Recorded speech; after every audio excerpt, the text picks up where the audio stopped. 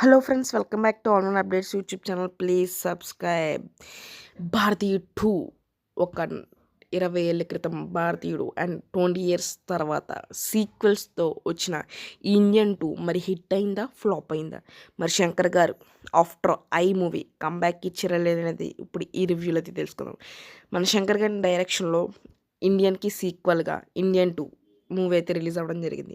Indian 2లో మనకి ఎప్పుడు తెలిసినట్టే ఒక 4 మెసేజెస్ అని అయితే ఈ మూవీలో అయితే ఇవ్వడం జరిగింది. అదే లంచాలు తీసుకున్న తర్వాత ఆ లంచాలను తీసుకున్న వాళ్ళని మన భారతీయుడు అంటే కమల్ హాసన్ గారు వచ్చి కొట్టడం, ఫైట్లు చేయడం అయితే జరుగుతుంది.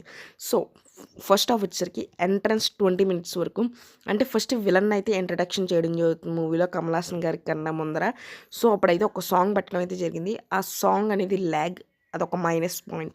అండ్ మన కమల్ హాసన్ గారు ఎంటర్ అయిన తర్వాత మూవీ అనేది అలా స్లోగా వెళ్ళడం అయితే జరుగుతుంది. అక్కడ కూడా మళ్ళీ ఏముండదు, లంచాలు ఎవరైతే తీసుకున్నారో అది భారతీయుడు గారు అదే కమల్ హాసన్ గారికి తెలియడం జరుగుతుంది.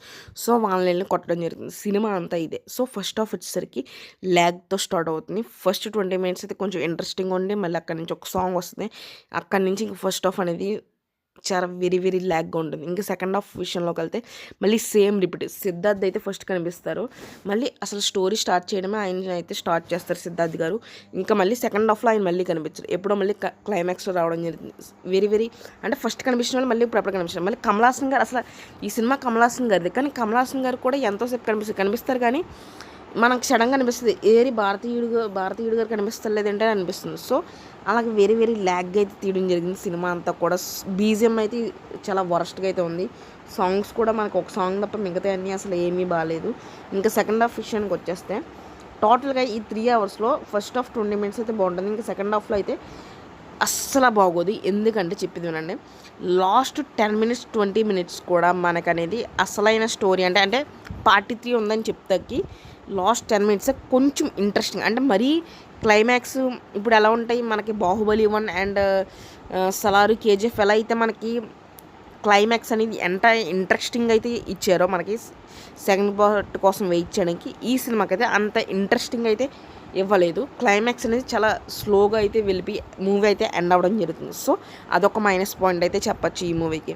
అండ్ మనకి ఇండియన్ 2లో కాజల్ అగర్వాల్ ఉన్నారని చెప్పారు. సో ఇండియన్ 2లో అయితే ఆవిడ లేరు. మేబీ ఆవిడ ఇండియన్ 3లో అయితే కనిపిస్తున్నారు. ఎందుకంటే ఇండియన్ 2 మూవీ అయిపోయిన తర్వాత ఇండియన్ 3 ట్రైలర్ అయితే వేయడం జరిగింది. సో ఆ ఇండియన్ 3లో కమల్ హాసన్ కానీ చాలా వింటేజ్ లుక్లో చెప్పారు. అంటే ఇండియన్ 2 వచ్చేసరికి మనీ బ్యాక్గ్రౌండ్లో లంచాల కోసం అయితే జరుగుతుంది. ఇండియన్ 3 వచ్చేసరికి వార్ బ్యాక్గ్రౌండ్లో జరుగుతుంది. సో అందులో అయితే కాజల్ అగర్వాల్ గారు అయితే కనిపించారు. ఆ ట్రైలర్ వచ్చేసరికి ఇంట్రెస్టింగ్ ఉంది. మరి ఆ సినిమా ఎలా శంకర్ గారు ఎలా తీస్తారో తెలియదు, కానీ ఈ ఇండియన్ 2 మాత్రం ఇట్ ఈస్ టోటల్లీ డ్యామేజ్డ్. ఎందుకంటే శంకర్ గారు స్క్రీన్ ప్లే అనేది ఫెయిల్ అయితే అవ్వింది.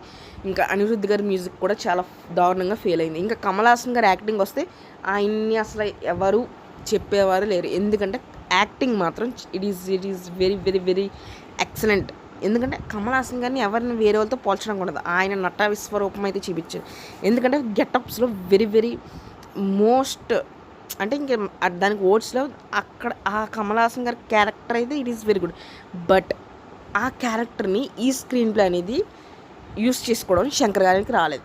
సో స్క్రీన్ ప్లే ఫెయిల్ అయింది, సినిమాటోగ్రఫీ బాగుంది అండ్ మ్యూజిక్ ఫెయిల్ అయింది. సో టోటల్లీ నా రేటింగ్ వచ్చేసరికి ఇండియన్ 2కి 2.5 అంటే మస్ట్ వాచ్ అని కూడా చెప్పండి. చేస్తే 1 టైం చూడొచ్చు. ఇండియన్ భారతీయుడు ఫ్యాన్స్ ఎవరైతే ఉంటారో పార్ట్ 1 వాళ్ళైతే వెళ్ళాలనుకుంటే 1 టైం చూడొచ్చు.